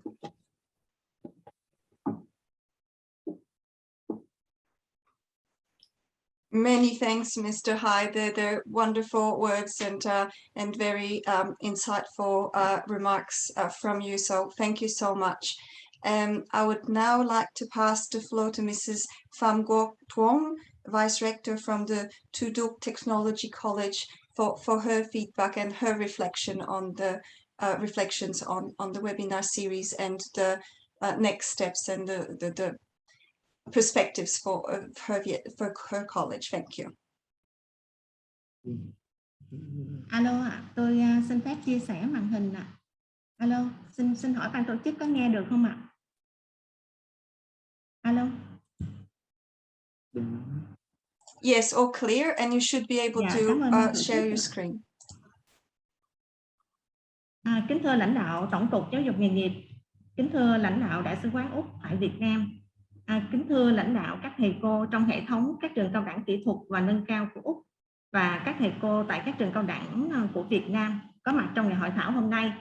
Thì được sự phân công của ban tổ chức thì trường cao đẳng công nghệ Thủ Đức xin phép được trình bày bằng báo cáo, và chúng tôi xin phép được trình bày tóm lược hoạt động đào tạo trực tuyến tại nhà trường trong thời gian vừa qua, cũng như là những giá trị, những cái phương hướng sắp tới của nhà trường về hoạt động đào tạo trực tuyến sau khi chúng tôi được tham gia chuỗi hội thảo này. Thì trường cao đẳng công nghệ Thủ Đức chúng tôi có lịch sử trên 35 năm thành lập và phát triển, trực thuộc Ủy ban Nhân dân thành phố Hồ Chí Minh. Và từ năm 2017, năm học 2017-2018 thì chúng tôi thực hiện tuyển sinh và đào tạo theo luật giáo dục nghề nghiệp. Với đội ngũ của chúng tôi là trên 300 người, trong đó thì có 5 tiến sĩ và trên 80% là thạc sĩ và đang nghiên cứu sinh. Và trường Cao đẳng Công nghệ Thủ Đức của chúng tôi thì đang đào tạo theo hệ thống tín chỉ cho 24 ngành trình độ cao đẳng và 6 ngành trình độ trung cấp. Và với quy mô đào tạo chúng tôi là trên 10.000 sinh viên và hàng năm tuyển sinh trên 3.500 chỉ tiêu. Và năm 2021 thì chúng tôi tuyển sinh đạt 108% chỉ tiêu đã đặt ra. Và về cơ bản thì trường Cao đẳng Công nghệ Thủ Đức chúng tôi thì dựa trên nền tảng giảng dạy trực tiếp cho tất cả các ngành đào tạo. Và song song đó thì chúng tôi có xây dựng cải tiến liên tục cái hệ thống phần mềm nhằm bổ trợ thêm cho việc giảng dạy của giảng viên, công tác quản lý của nhà trường. Và cũng chính vì vậy thì năm 2020 khi tình hình dịch bệnh diễn biến theo chiều hướng ngày càng phức tạp thì và tác động mạnh mẽ đến lĩnh vực giáo dục nghề nghiệp, và từ học kỳ 2 của năm học 2020-21 cho đến nay thì nhà trường chúng tôi đã chủ động chuyển đổi phương thức tuyển sinh từ trực tiếp sang vừa trực tiếp và trực tuyến. Và đến năm 2021 thì đã tuyển sinh hoàn toàn bằng phương thức trực tuyến trong công tác đào tạo. Chúng tôi cũng đã dần chuyển sang phương án đào tạo trực tuyến 100% đối với các môn học lý thuyết. Từ học kỳ 1 của năm học 2020-21 thì nhà trường đã có chỉ đạo cho khoa công nghệ thông tin của nhà trường chủ động xây dựng cổng thông tin và đưa ra các phương án tổ chức đào tạo trực tuyến đối với các môn lý thuyết cơ bản của khoa, và đồng thời giữ vai trò đầu mối chủ đạo trong việc phối hợp với phòng quản lý đào tạo của nhà trường để triển khai đến 11 trên 11 khoa chuyên môn tổ chức đào tạo bằng hình thức trực tuyến cho tất cả các môn học lý thuyết. Và chúng tôi căn cứ trên các văn bản quy phạm pháp luật và hướng dẫn của Tổng cục Giáo dục nghề nghiệp, nhà trường đã ban hành các cái quy định cũng như là các hướng dẫn về công tác đào tạo trực tuyến. Chúng tôi tổ chức các cái buổi tập huấn cho đội ngũ cán bộ giảng viên nhân viên về công tác giảng dạy trực tuyến, cũng như là phân công các cái phòng chức năng phối hợp với nhau để thực hiện cái công tác kiểm tra, hỗ trợ kịp thời trong suốt quá trình đào tạo trực tuyến cho giảng viên và người học. Và việc chuyển đổi sang cái hình thức dạy học trực tuyến thực sự đó là một cái nhu cầu cấp thiết, đồng thời cũng là xu hướng chuyển đổi của nhà trường chúng tôi nhằm đảm bảo tiến độ đào tạo nhưng vẫn đáp ứng các cái quy định phòng chống dịch trong bối cảnh hiện nay. Và kết thúc năm học học kỳ 2 của năm học 2020-21 thì nhà trường đã tiến hành khảo sát người dạy cũng như là người học về mức độ hiệu quả, mức độ hài lòng cũng như là những thế mạnh mặt chưa được của công tác tổ chức đào tạo trực tuyến của nhà trường, làm cơ sở để chúng tôi đưa ra những cái kiến nghị điều chỉnh cải tiến chất lượng quá trình thực hiện để đảm bảo phù hợp với thực tiễn của nhà trường.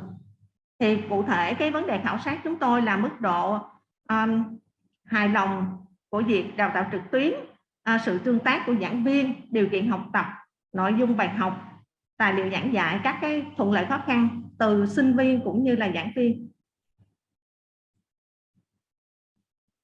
Và tuy nhiên thì tính đến thời điểm hiện nay thì tình hình dịch bệnh vẫn còn kéo dài và chúng tôi cũng chưa dự kiến được cái tiến độ mà sinh viên quay trở lại nhà trường, nên là nhà trường đã nhanh chóng triển khai các hình thức thi kết thúc môn học bằng hình thức trực tuyến. Và dựa trên cái điều kiện cơ sở vật chất của nhà trường thì chúng tôi đã lựa chọn 3 cái hình thức thi, đó là trắc nghiệm, giao bài tập lớn và thi vấn đáp.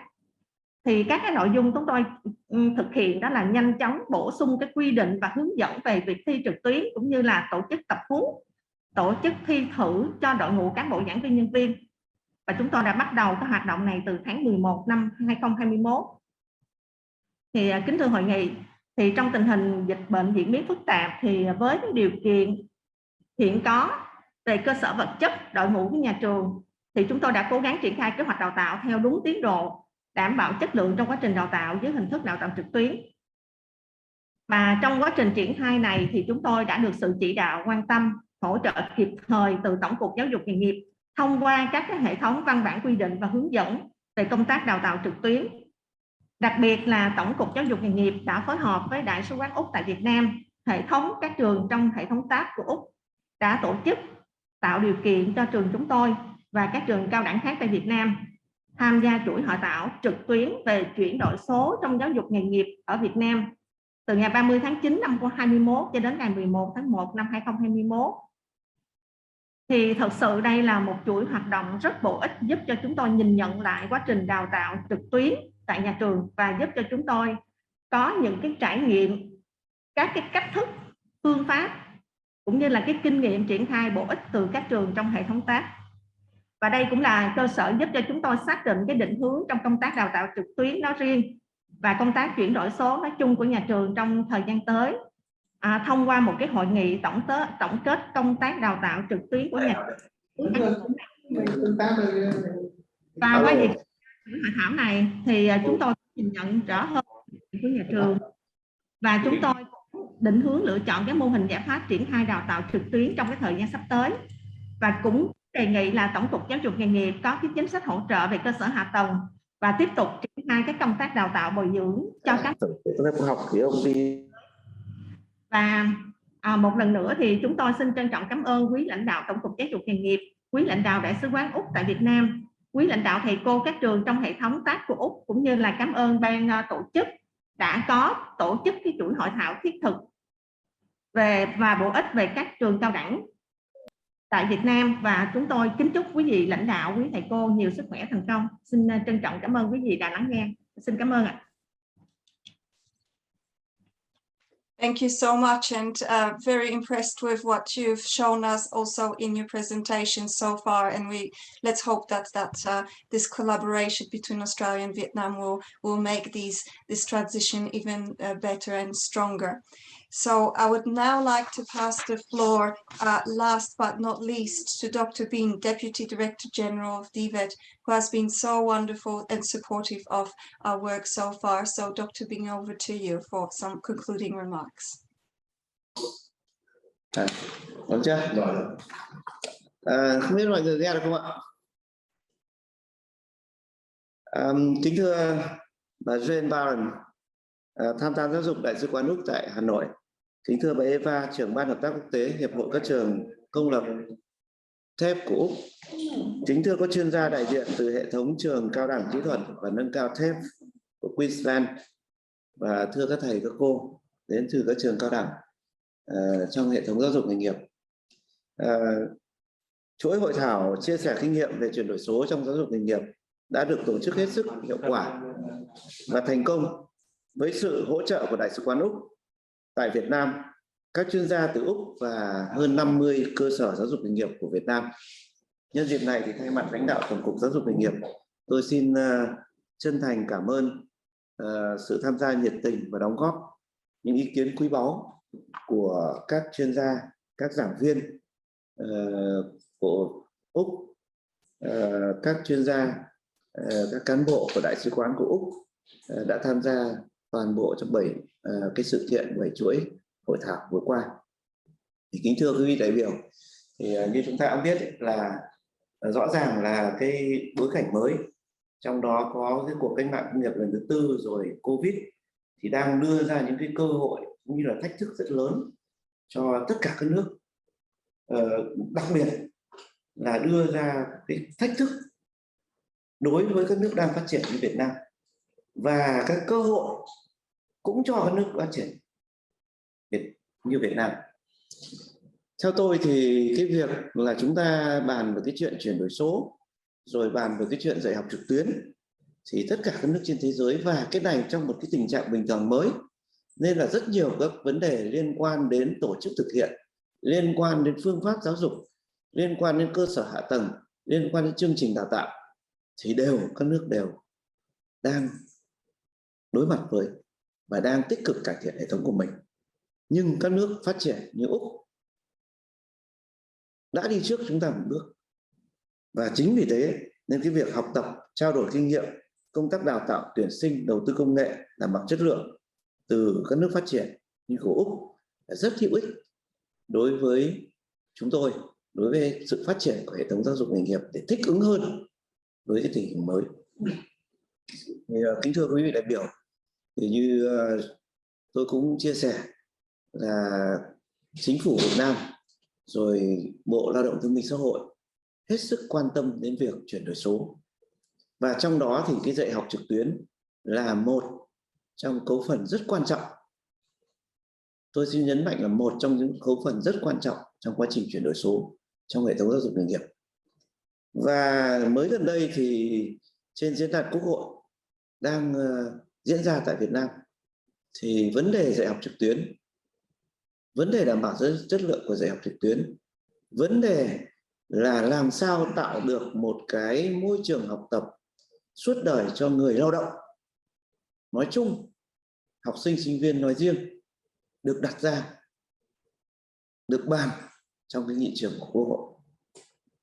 Và với như thế thì theo chúng tôi là chúng ta cần phải đầu tư hơn nữa, mạnh hơn nữa, nghiên cứu sâu hơn nữa về vấn đề này. Và chúng tôi cũng xác định ngay trong cái chiến lược chuyển đổi số của giáo dục nghề nghiệp thì thể chế là đi trước một bước, nhưng giáo viên, nhà giáo và cán bộ quản lý là trọng tâm của vấn đề, thúc đẩy cái quá trình này. Và đây chính là cái tiền đề mà như cái hôm khai mạc tôi đã nói là tôi đã cùng với Đại sứ quán Úc tại Việt Nam xác định cái vấn đề này là vấn đề trọng tâm, là cần phải bồi dưỡng ngay kiến thức, kỹ năng cho nhà giáo và cán bộ quản lý của các trường cao đẳng, đặc biệt các trường cao đẳng chất lượng cao, với vai trò nòng cốt để cho thúc đẩy cái đào tạo chất lượng cao, áp dụng những cái phương pháp mới, công nghệ mới vào trong giáo dục nghề nghiệp và từ đó sẽ nhân rộng ra toàn bộ hệ thống giáo dục nghề nghiệp.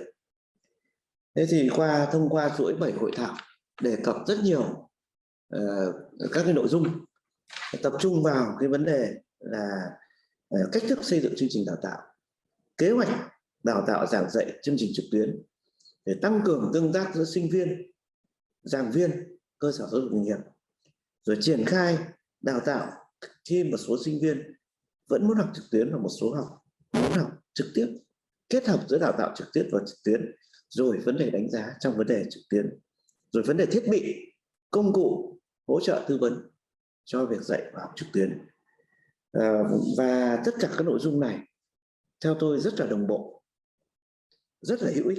Và theo báo cáo của ban tổ chức lớp thì tôi đánh giá rất cao sự hướng dẫn, chia sẻ của các chuyên gia quốc tế, sự tổ chức của Đại sứ quán Úc, và với một số lượng trung bình mỗi một cuộc hội thảo là từ 150 đến 180 người tham gia rất đầy đủ, thảo luận rất là sôi nổi nhiều vấn đề.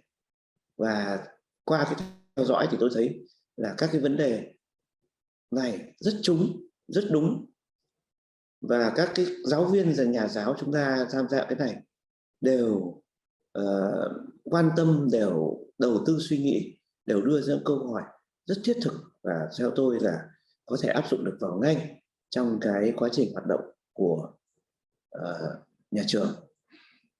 Nhưng qua đây thì cũng thấy là quá nhiều câu hỏi, quá nhiều vấn đề thì lại đặt ra đối với chúng tôi là chuyển đổi số trong giáo dục nghề nghiệp còn nhiều các hoạt động cần phải triển khai để mà có thể đáp ứng được yêu cầu của tình hình mới, đáp ứng được cái việc dạy và học trực tiếp và trực tuyến kết hợp, đặc biệt trong lĩnh vực giáo dục nghề nghiệp, làm sao mà vừa dạy được trực tuyến nhưng vừa phải được đào tạo được kỹ năng hành nghề, năng lực thực hiện, vừa thực tập thực hành. Đó. Và đây chính là cái nội dung mà theo chúng tôi là chúng tôi cần phải hoạt động hơn nữa để còn bắt kịp được với các nước, với hệ thống giáo dục nghề nghiệp của các nước tiên tiến giống như Úc. Và qua đây thì chúng tôi cũng có vài đề nghị như thế này. Thứ nhất là đối với các trường trong tham gia cái hội thảo này thì về phía nhà trường thì tôi cho rằng mấy cái việc, thứ nhất là phải áp dụng các cái kiến thức, kỹ năng này vào ngay hoạt động của nhà trường, chỉnh sửa chương trình đào tạo, phương pháp đào tạo, tư vấn học sinh sinh viên, phương pháp đánh giá, đầu tư cơ sở hạ tầng trong điều kiện của mình để đưa ngay những cái nội dung đào tạo trực tuyến vào có thể. Cái thứ hai là rất đánh giá cao cái ý kiến của Phòng Thương mại của Đại sứ quán Úc là chúng ta cần phải tăng cường cái mối quan hệ giữa nhà trường Việt Nam với các nhà trường của Úc, đặc biệt là các trường của khối TVET, Queensland. Và theo tôi thì cái mối quan hệ này thì thông qua Đại sứ quán Úc hoặc qua các cái kênh trực tiếp mà qua 7 cái cuộc hội thảo này các trường đã nắm được và đều có mối liên hệ. Đây là một nhiệm vụ rất quan trọng, tại vì các chương trình duy trì dịch chuyển sinh viên, dịch chuyển về lao động đang đặt ra chúng ta cái yêu cầu của sự liên kết, sự công nhận bằng cấp, cũng như là đặt ra cái yêu cầu của cái việc là mối quan hệ hợp tác, và chính phủ Việt Nam hoàn toàn ủng hộ và tạo những điều kiện tối đa để cái liên kết này trở thành hiện thực. Đối với các thầy các cô thì tôi cho rằng là thứ nhất là các thầy cô phải áp dụng ngay những cái kỹ năng và kiến thức này vào cái bài giảng, vào cái quá trình dạy học của mình, quá trình hoạt động của mình ở nhà trường, đồng thời cũng tham mưu tư vấn cho ban giám hiệu nhà trường những cái giải pháp trước mắt. Tôi cho rằng giải pháp trước mắt đã để triển khai ngay, đáp ứng được cái yêu cầu thích ứng với dịch bệnh trong năm 2022, có thể sẽ rơi 2023. Đồng thời cũng tham mưu, đầu tư suy nghĩ để tham mưu những cái giải pháp lâu dài để triển khai cái chuyển đổi số, đẩy mạnh cái dạy học trực tuyến phù hợp với những cái nội dung, những ngành nghề trong nhà trường của mình.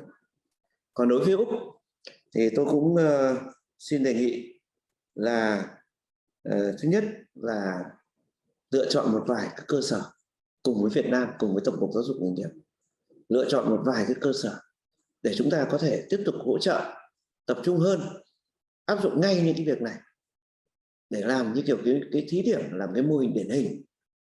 Sau đó chúng ta sẽ nhân rộng ra trong hệ thống. Cái điểm thứ hai là chúng tôi cũng rất mong muốn là Đại sứ quán Úc hỗ trợ cái mối liên hệ, cái network, cái mạng lưới trường rồi chuyên gia với nhà giáo, cán bộ quản lý để đẩy mạnh cái mối quan hệ không những tầm chính phủ của Bộ Lao động Thương binh Xã hội với Bộ Giáo dục của Úc, Tổng cục Giáo dục nghề nghiệp với Đại sứ quán Úc tại Việt Nam, mà còn là đẩy mạnh cái mối quan hệ giữa nhà trường, giữa nhà giáo của hai nước. Và tôi cũng rất thay mặt lãnh đạo Tổng cục Giáo dục nghề nghiệp, tôi cũng rất là mong muốn được mời các chuyên gia, các trường của Úc sang Việt Nam trong điều kiện mà dịch bệnh cho phép, trong điều kiện cho phép, để trực tiếp mà cùng với chúng tôi để cùng nghiên cứu và cùng hỗ trợ, cũng như là cùng xác định các cái vấn đề hợp tác giữa các bên. Đồng thời cũng rất mong muốn có dịp thì chúng tôi cũng được sang, và các trường cũng sang Úc, sang Australia để trực tiếp tìm hiểu cũng như là học hỏi hơn những cái kinh nghiệm hay là những cái kết quả mà các bạn đã triển khai rất hiệu quả trong lĩnh vực giáo dục nghề nghiệp. Một lần nữa thì thay mặt lãnh đạo Tổng cục Giáo dục nghề nghiệp, tôi xin chân thành cảm ơn Đại sứ quán Úc tại Việt Nam, các chuyên gia từ Úc đã hợp tác hỗ trợ đồng hành cùng Việt Nam trong những năm qua và của quá trình chuẩn bị triển khai tổ chức cái chuỗi hội thảo rất ý nghĩa này. Xin cảm ơn đến hơn 50 trường cao đẳng trong hệ thống giáo dục nghề nghiệp đã tích cực tham dự chuỗi hội thảo. Và nhân đây, sắp đến ngày 20 tháng 11, Ngày Nhà giáo Việt Nam, chúng tôi xin gửi lời chào và lời chúc mừng đến tất cả các thầy, các cô, tất cả các nhà giáo, các cán bộ quản lý, các người liên quan đến hệ thống giáo dục nghề nghiệp nói riêng và hệ thống giáo dục nói chung. Lời chúc mừng trân trọng nhất và chúc các thầy, các cô, các quý vị đại biểu hạnh phúc, thành công và sức khỏe. Xin trân trọng cảm ơn.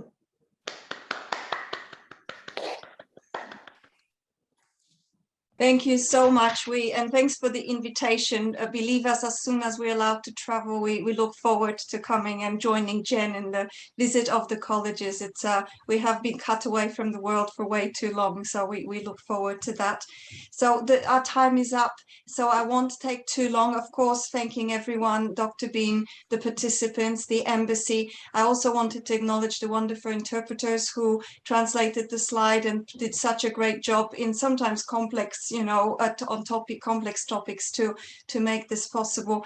I also wanted to acknowledge that we had representatives from the international teams of Australian TAFE who joined us for this concluding session. So we've had, I'm not sure if everybody's still online, but if they could turn their cameras on so that you can at least meet them virtually. We've had Richard Bowen from Charles Darwin University coming up. We had Tim Gilbert and Celia Yo from Melbourne Polytechnic. We've had James Stafford for Holmesglen and many more. Looking forward to meeting you virtually and ideally in person. So we will be providing the contacts both of the speakers and these contact at the international team who will be your go-to people for any further work. We've been, the response of the TAFEs has been very enthusiastic. Everybody has been very happy to participate in this webinar and are looking forward to continuing the collaboration in that space. So hopefully this webinar is just a start of a fruitful journey between our two countries in this very new and exciting field. So thank you so much to everyone. Have a lovely end of the day. Thank you, everyone. Thank you, everyone. Thank you. Bye. Goodbye.